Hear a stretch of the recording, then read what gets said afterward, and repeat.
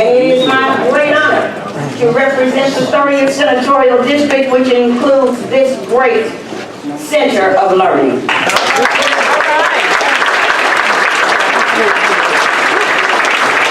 Today is a special day because we have the opportunity to meet one about whom we have heard, and we have witnessed his work, and we have seen what it has done to lead us forward in this country.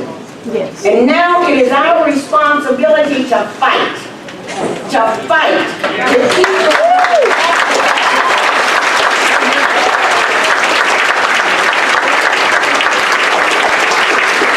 We cannot ill afford to be uninvolved today.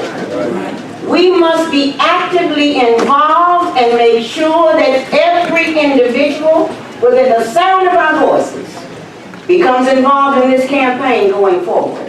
Right. We cannot continue to allow the dishonesty, the lack of integrity, the mean-spiritedness that so marks our country today to continue.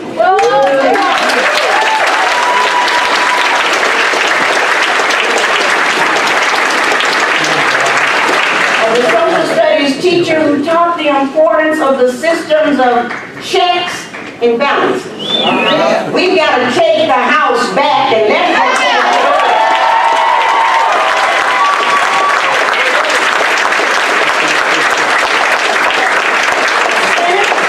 and the House are infested with individuals who have relegated their responsibility to the inane. To an individual who is marked by ignorance, intolerance, and quite frankly, inability to lead. So we're here today.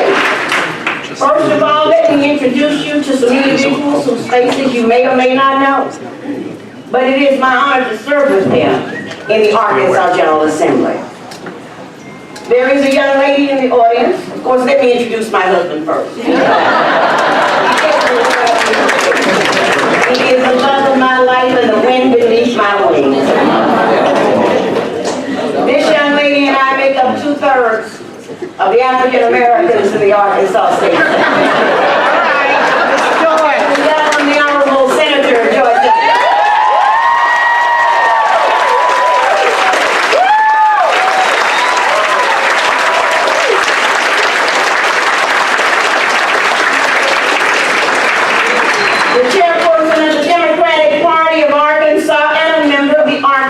State Senate, the Honorable Michael John Clarke.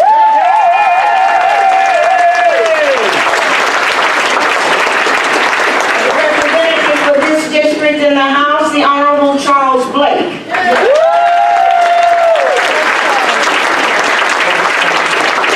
The chairperson of the Arkansas Legislative Black Caucus, the Honorable Vivian Flowers.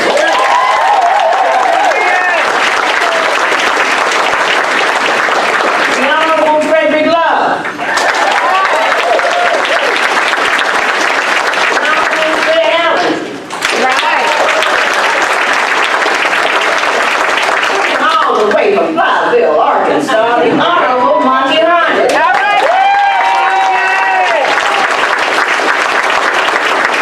got some young ladies who are going to be joining us. Did I miss anybody? An elected official who's back there that I missed? Well, I'm going to go ahead and introduce you to the people who are now the representatives-elect that I've seen in the House. The Honorable-elect Jamie Scott.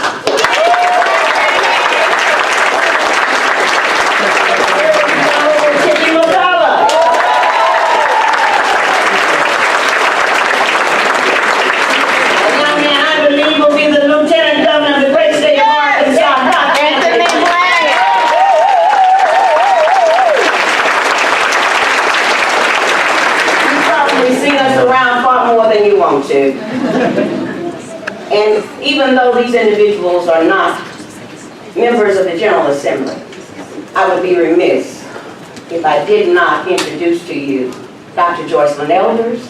Yes.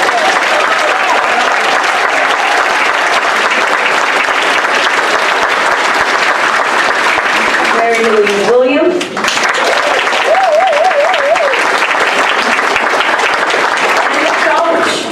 elders is here.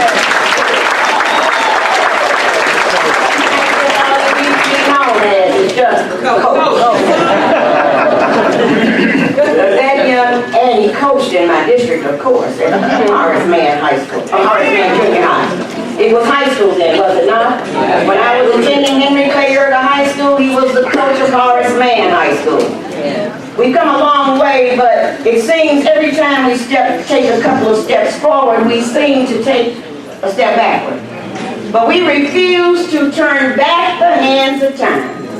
And we are here at Philander to say welcome to you and to introduce to you a young lady who is a part of Philander Forward. Who are the Philanderians in the house? Can I see you?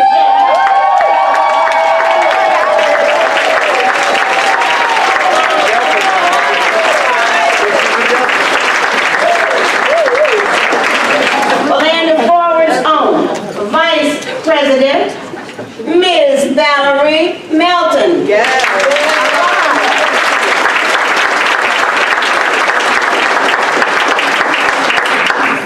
Wow, good evening. Thank you, Senator Chesterfield. I am Valerie Melton, the Vice President for Institution Advancement at Philander Smith College. On behalf of our President, Dr. Roderick L. Smothers, who regrets he could not be with us today for an unseen critical family emergency, our Board of Trustees, our faculty, our staff, our students, and our alumni, we welcome you to the fastest growing HBCU in Arkansas.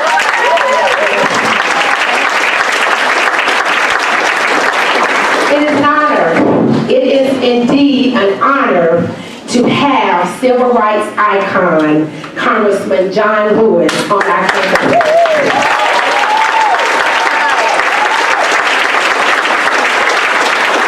To talk to our students about the importance of voting in this election.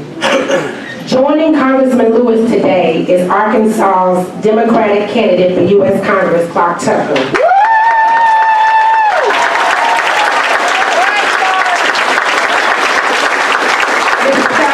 Welcome back to Philander Smith. I think you've been here before. At Philander Smith College, we are student-centered and mission-focused. We aim to graduate academically accomplished students grounded as social justice advocates, determined to change the world for the better.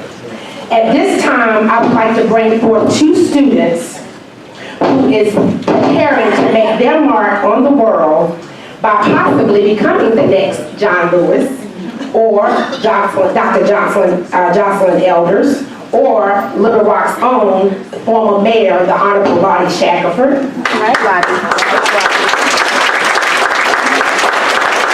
So please welcome to the podium Mr. Benjamin Mason, who will bring greetings on behalf of the student body, and afterwards you will hear from Ms. Claudette Spencer, who will introduce our special guest for this afternoon. Thank you.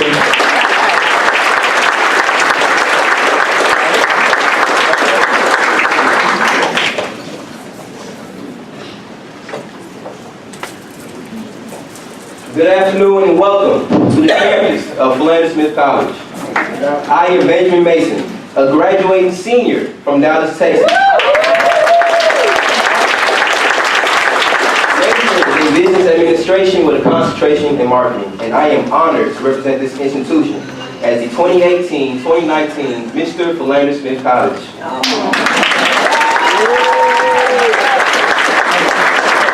I would like to thank each of you for joining us today and being part of this exciting event. Many of us will not soon forget. Our campus bears a special charge in impacting our community through advocacy and social justice. All of the students and students' leaders, such as our SGA president, Mr. Christian Bell, readily accept this charge and move forward with a bold vision and doing the courageous work of changing our world for the better. We would like to thank all of our distinguished guests here today.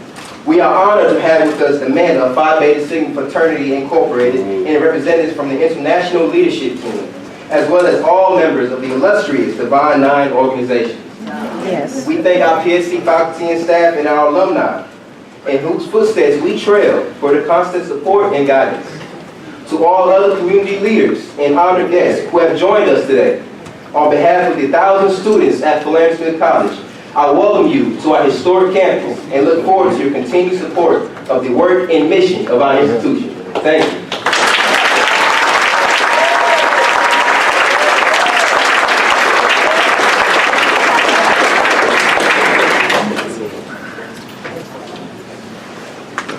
Have to give me a booster seat. Good afternoon. I am Claudette Spencer, a junior from Gary, Indiana, majoring in political science.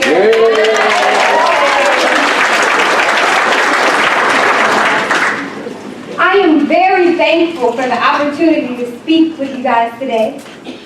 As most of you already know, forward is the mantra used widely on our campus.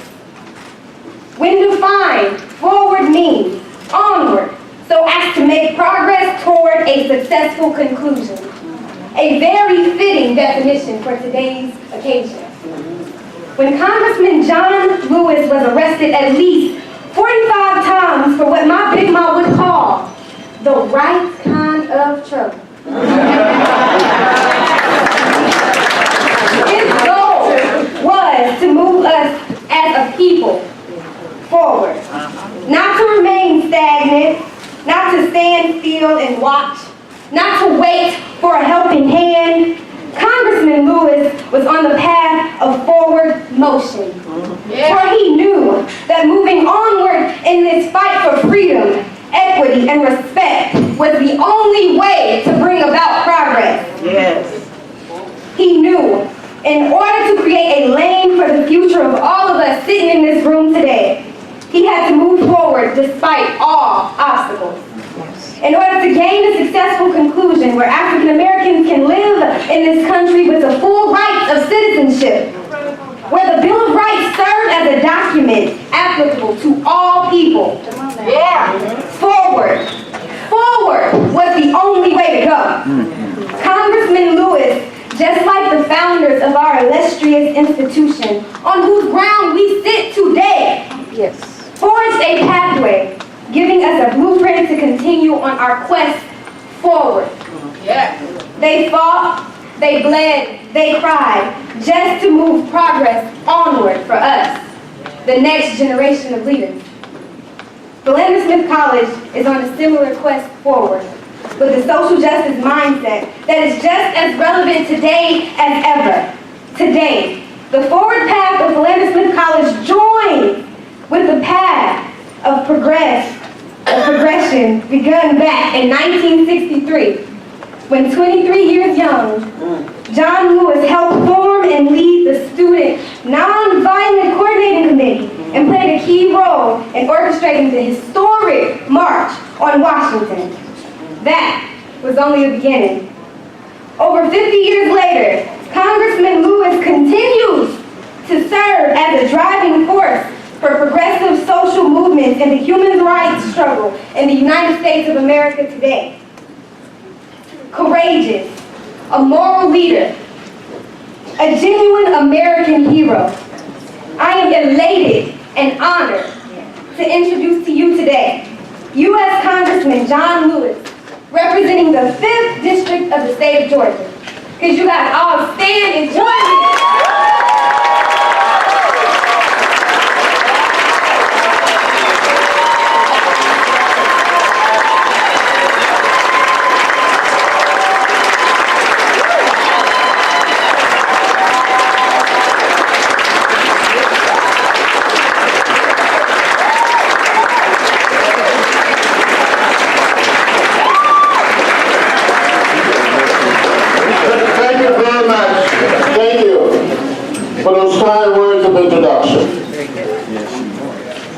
Thank each and every one of you for being here.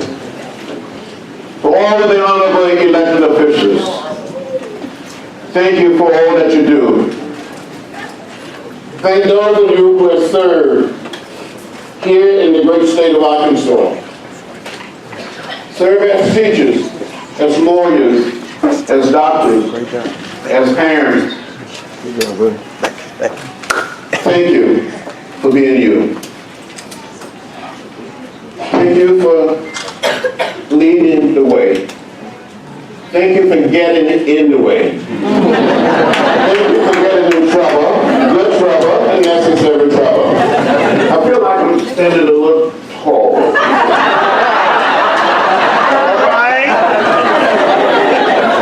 Come down.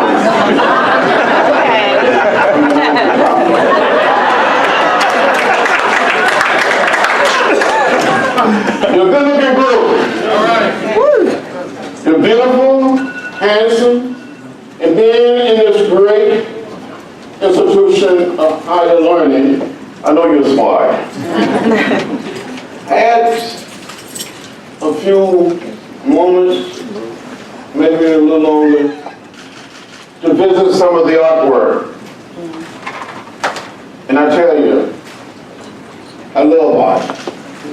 I attended an African-American historic college, Fisk University. But before then, American Baptist College. And I love meeting and seeing students. Love being around scholars and teachers. I love art. The painting, the drawing, dance, music. I think when we walked in, I heard a little of Aretha. You can continue to play it. Because she lifted our spirit. She gave us a sense of hope in time of hopelessness. She was a great supporter of the civil rights movement. Brave, bold, and courageous. She helped us raise money to bail people out of jail. I've been thinking about it. She would have us to go out there and do the right thing. To inspire us to get in trouble. Good trouble, necessary trouble. I'm happy to be here. I'm honored to be here. All right.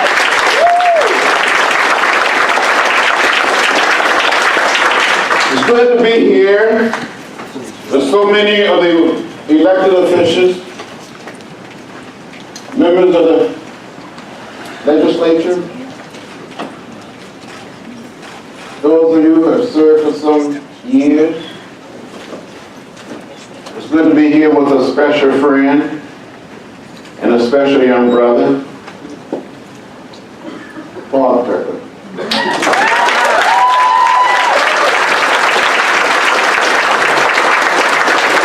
I met his wife, I met his two young children, in-laws. He comes from a wonderful family. Yes, he does. Now, I didn't grow up the same way that this young man grew up. I grew up on the other side of the tracks. I grew up in rural Alabama, 50 miles from Montgomery. Outside of a little place called Troy. My father was a sharecropper, a tenant farmer. But I remember in 1944, when I was only 4 years old, how many of you here remember when you were 4? What happened to us?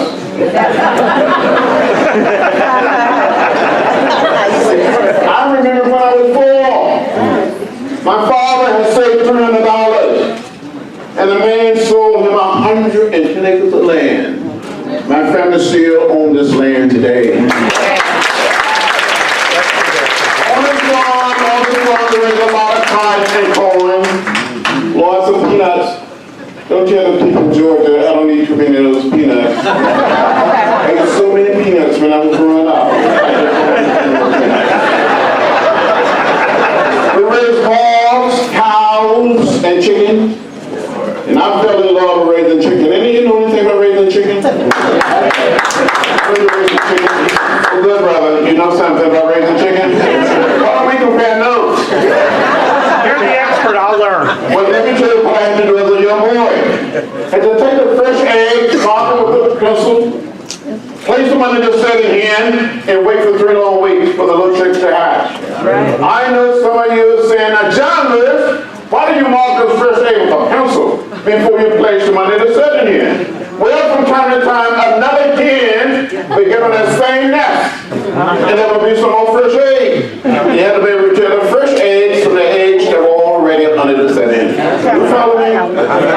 So when these little chicks would hatch, I would fool these setting hen. I would cheat on these setting hen. I would take these little chicks and give them to another hen. Get some more fresh eggs, mark with a pencil, place them under the setting hen. Purpose sitting here and stay in the nest for another 3 weeks. I kept on fooling and cheating on these setting hens because I was never able to save $18.98 to order the most inexpensive incubator I had from the robot store. Any of you old enough to remember the sizzle robot catalog? That big book, that heavy book.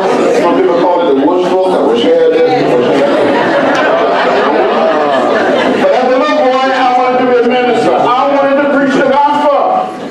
So we would gather all of our chickens together in the chicken yard. And I would start preaching to these chickens. My brothers and sisters and cousins were lying outside of that chicken yard, but they listened as well as the chicken did listen. Some of the chickens bow their heads. Some of the chickens shake their heads. They never quite said amen. And I'm convinced that some of those chickens that I preached to in the 40s and the 50s tended to listen to me much better than some of my colleagues listen to me now.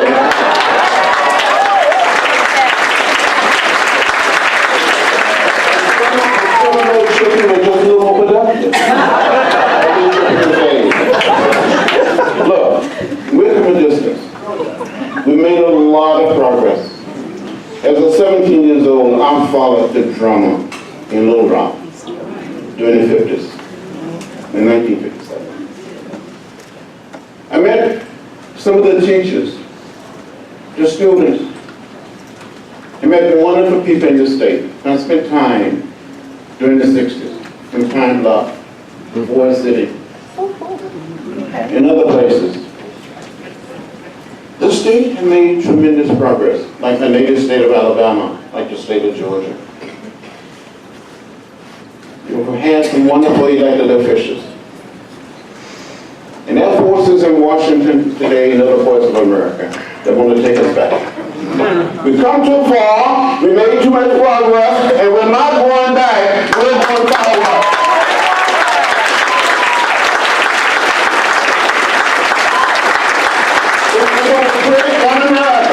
We're one people, we're one family. We all live in the same house, the American house. And it doesn't matter whether you're black or white, Latino, Asian American, or Native American. We must learn to live together as brothers and sisters. Amen.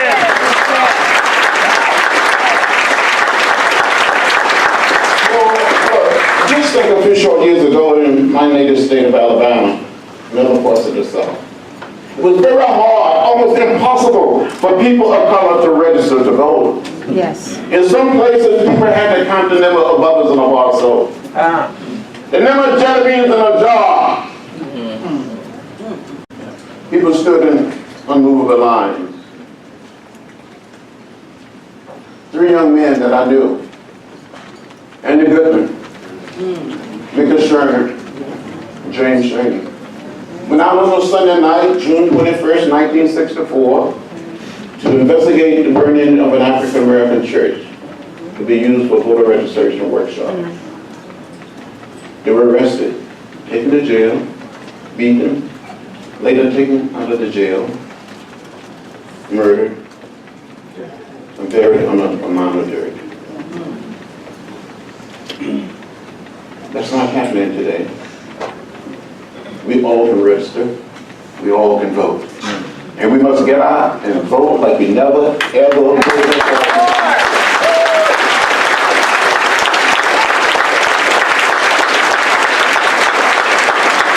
We must save our country. Save it for our children. And those unborn, the generations that are born. I've come here with everything that I have to support. We need a board. We need this leadership. We need the energy and commitment and dedication of the Arkansas proud. You will make the 2nd Congressional District proud. I look forward to working with him on the floor of the House.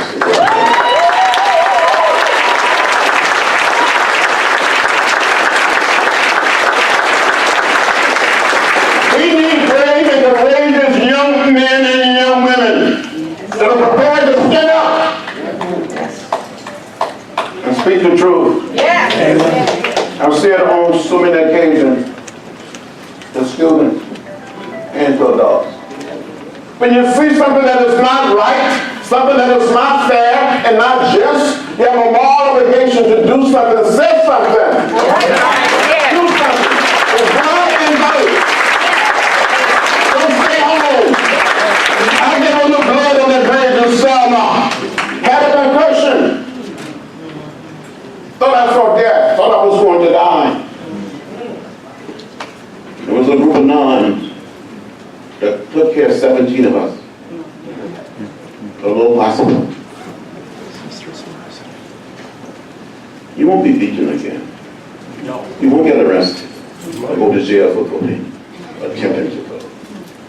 So I beg you, I plead with you to go to the polls on November 6th. Participate in early voting 2 weeks early. And cast a vote for my friend, this young man. Was born here in the state, attended Central High, graduated from law school,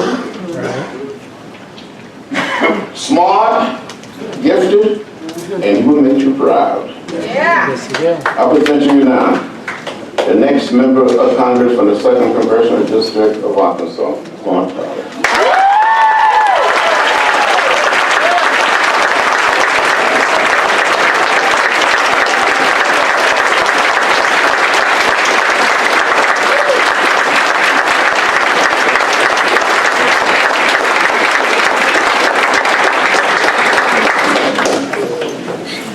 Ladies and gentlemen, John Lewis.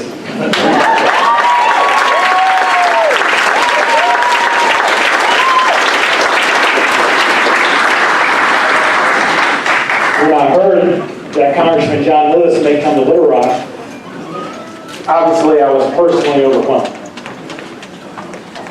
An American hero, a civil rights icon, a living legend, and a personal hero to me.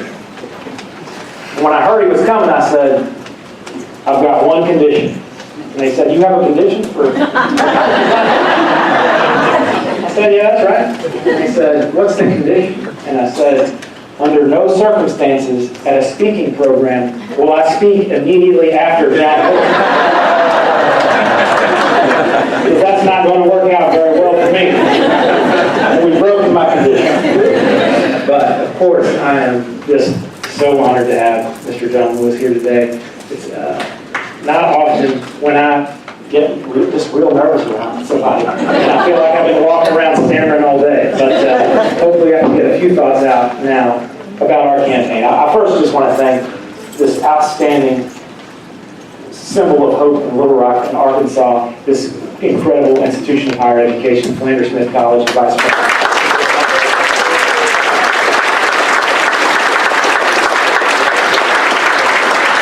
At the time, but I should have added the 2 students from Philander Smith as people that I didn't want to follow.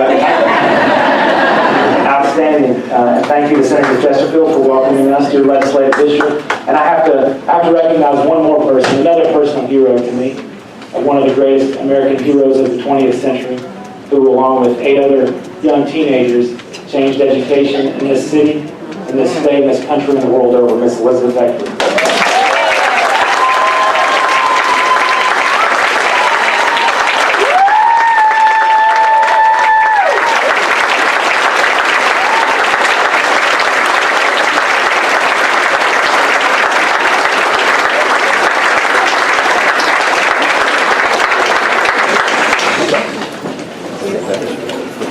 This is a larger crowd than we usually draw on our Sunday afternoon gathering.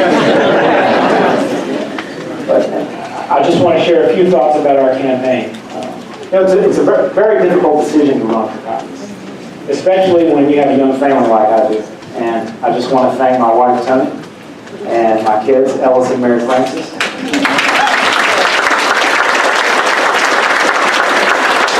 For sustaining me every day and just keeping us together through this whole experience. But I first began thinking about running for Congress last year when the House passed the American Health Care Act. As you all know, that was the repeal of the Affordable Care Act without a replacement. That's right. And it was immediately apparent that that would hurt tens of millions of people in the United States. Yes. To start, it would dismantle Medicaid expansion programs across the country, including the one we did here in Arkansas, the private option, in an innovative and bipartisan way. That covers today nearly 300,000 people in Arkansas, which is over 10% of our state adult population. That bill also would remove protections for people with pre-existing conditions. As some of y'all may know, that issue became much more personal for me later last summer, when in fact just 1 year ago this week, I was diagnosed with cancer. Now, thankfully, I was having some symptoms, and I went in for some tests, and I was put under. And I came to, and I was in a room by myself with my wife, and she was crying. And I asked her what was wrong. She said, "You have a tumor." And the notion of having access to care with a pre-existing condition without going bankrupt or dying became a lot less abstract for our family in that neighborhood.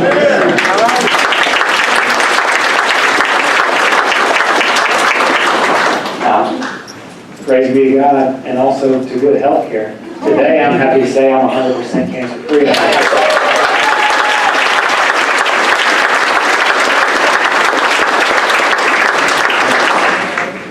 But that pre-existing condition will stay with me for the rest of my life.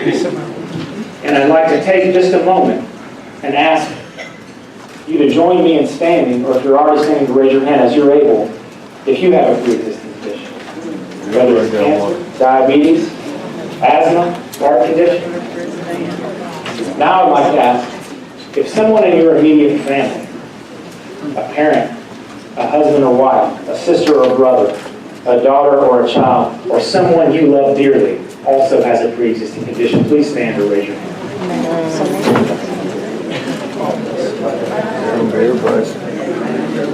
Thank you. Thank you. You take a look around the room, and you understand that the bill that they passed, it wouldn't have just hurt tens of millions of Americans. It would have hurt every single one of us.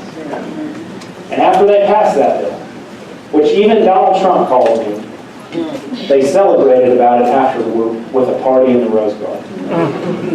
And you see something like that, and you understand that we're at a crossroads for the soul of our country. That's right. Amen.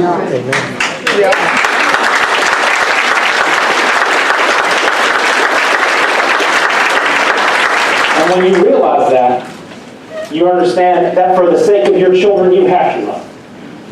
For the sake of everyone in their generation, to have the opportunity for a world-class education, which each of them deserve. To make sure that their parents and grandparents don't have to keep working, sometimes more than one job, and still live in poverty, and struggle to put food on the table and buy the medicine that they need, and to make sure we don't have that future for the generation of children coming up now. You have to run to do whatever small part you can do to continue the work and the legacy of people like John Lewis. We have to protect the most fundamental right we have as American citizens, the right to vote, which is still under attack today. That's right.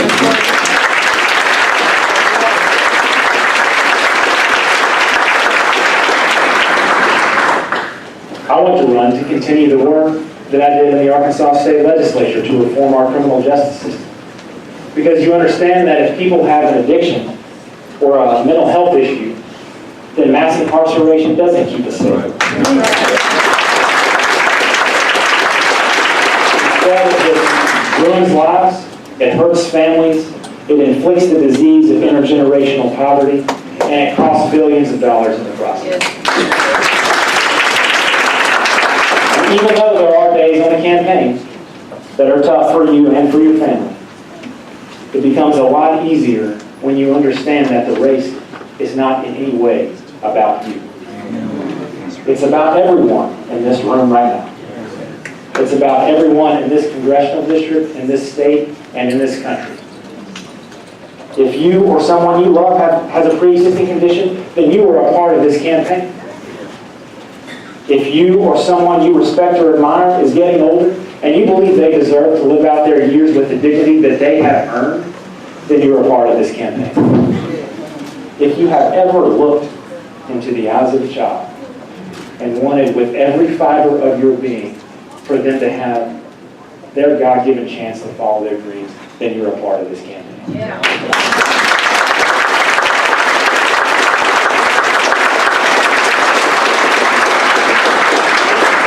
When you think about the sacrifice that a person like John Lewis has made in his life, the sacrifices he's made for all of us, that he's made for me, for my children.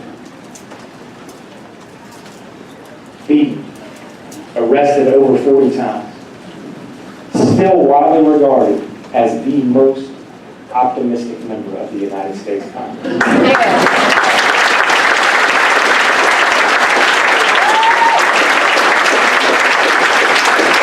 Even though I can never personally understand the sacrifices that he's made. If you honor that sacrifice, if you share his hope and optimism, and if you believe that the future of our country is worth fighting for, then we all have to step up to the plate, and for me that meant to run for this congressional seat.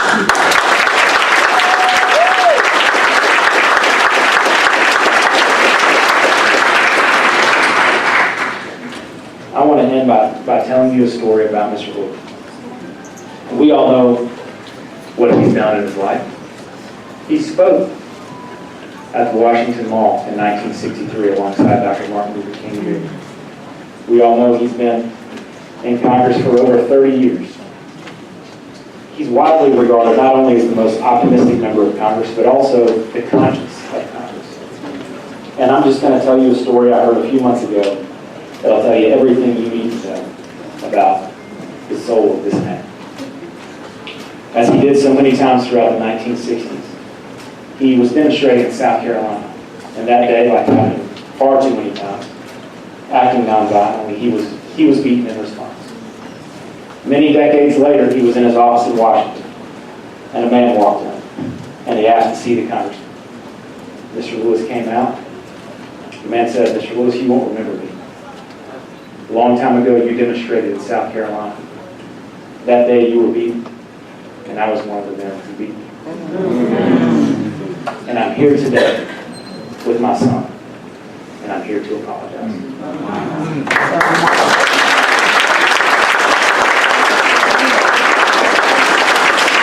Mr. Lewis embraced the man, and together they wept.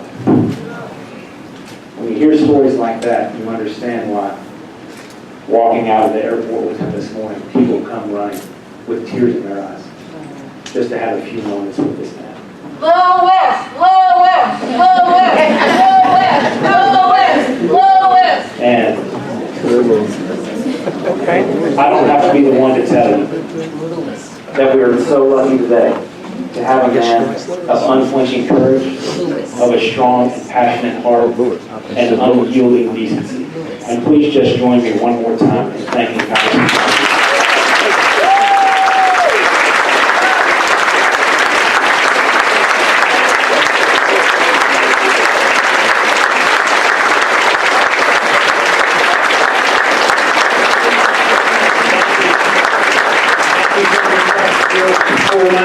Please vote for Clarke Tucker for U.S. Congress.